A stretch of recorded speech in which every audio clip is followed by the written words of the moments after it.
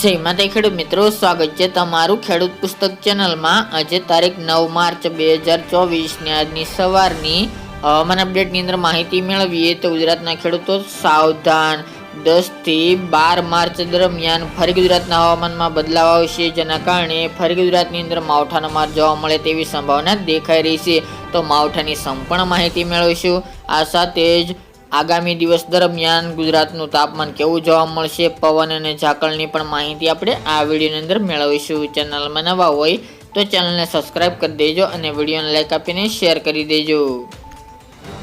ગુજરાતમાં back to back western disturbance પસાર થવાને કારણે ગુજરાતના હવામાનમાં ફેરફારો જોવા મળી રહ્યા છે। ફરીવાર 10 થી લઈને 12 માર્ચ દરમિયાન ગુજરાતના હવામાનમાં બદલાવ આવશે, કારણ કે એક બહોળું વેસ્ટર્ન ડિસ્ટર્બન્સ ઉત્તર ભારતના વિસ્તારમાંથી પસાર થવાનું છે, જેના કારણે ગુજરાતમાં ફરીવાર હવામાનમાં પલટા સાથે માવઠાના વરસાદની સંભાવના પણ રહેલી છે। જેમાં ખાસ કરીને અત્યારની લેટેસ્ટ અપડેટ મુજબ વાત કરવા જઈએ તો આ વેસ્ટર્ન ડિસ્ટર્બન્સને કારણે 10, 11 અને 12 તારીખ દરમિયાન એમ 3 દિવસ ગુજરાતના હવામાનમાં બદલાવ આવશે। એ પણ ઉત્તર ગુજરાતના વિસ્તારો, કચ્છના વિસ્તારો અને પશ્ચિમ સૌરાષ્ટ્રના વિસ્તારનો સમાવેશ જોવા મળી રહ્યો છે।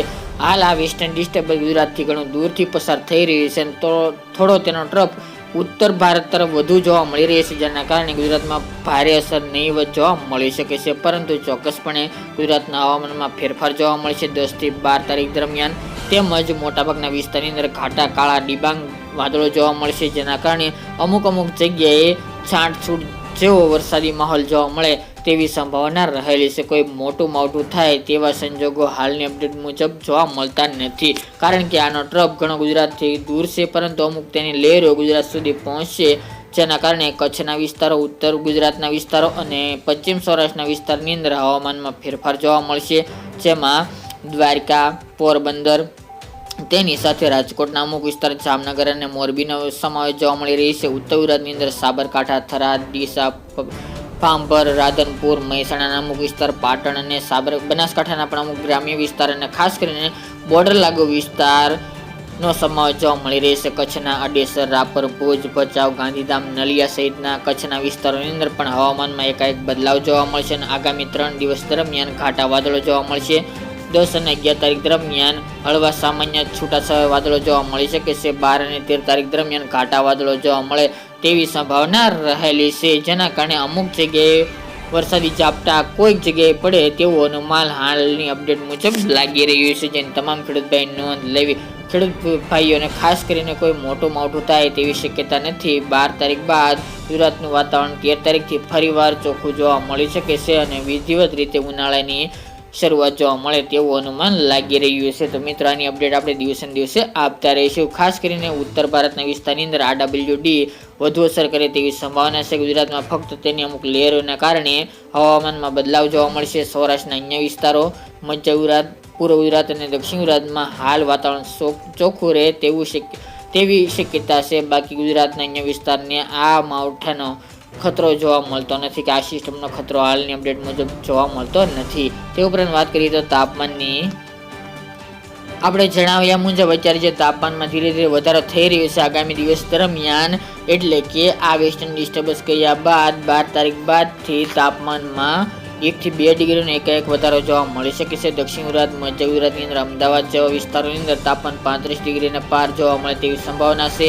મોટાભાગના વિસ્તારની અંદર 15 માર્ચ બાદ મોટાભાગના વિસ્તારની અંદર બપોર દરમિયાન ગરમીનો અહેસાસ વધુ જોવા મળે અને તાપમાન ઊંચું આવે તેવી સંભાવના રહેલી છે। અત્યારે બફારા જેવો માહોલ જોવા મળી રહી છે, બપોર દરમિયાન ગરમી પણ જોવા મળી રહી છે, આ સાથે રાત્રે હળવી ઠંડી પણ જોવા મળી રહી છે। પરંતુ આ વેસ્ટર્ન ડિસ્ટર્બન્સ પસાર થયા બાદ બપોરનું મહત્તમ તાપમાન ધીરે ધીરે ઉચકાશે, તેની સાથે રાત્રિનું લઘુત્તમ તાપમાન પણ ઉચકાય તેવી સંભાવના છે। પવનની ઝડપ અત્યારે નોર્મલ કરતાં વધુ જોવા મળી શકે છે અને આ વેસ્ટર્ન ડિસ્ટર્બન્સની સાથે વાદળછાયું વાતાવરણ જોવા મળશે, જેમાં ઉત્તર ગુજરાતના વિસ્તારો, કચ્છ અને દક્ષિણ ગુજરાતના દક્ષિણ, પશ્ચિમ અને સાથે જ સૌરાષ્ટ્રના અન્ય વિસ્તારની અંદર નહિવત અસર જોવા મળશે।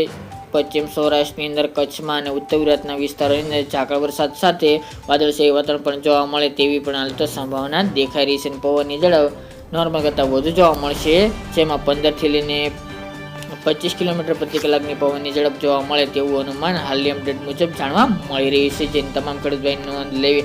અત્યારે ખાસ કરીને તાપમાનનો પારો મોટાભાગના વિસ્તારની અંદર 35 ડિગ્રી આજુબાજુ પહોંચવા આવ્યો છે, પરંતુ કોઈ ખાસી અસર નહીવત જોવા મળશે, કારણ કે 10 તારીખથી વેસ્ટર્ન ડિસ્ટર્બન્સની અસર થતાં 1-2 ડિગ્રી તાપમાન સૌરાષ્ટ્રનું 4 25 ડિગ્રી આજુબાજુ ચાલી રહ્યું છે.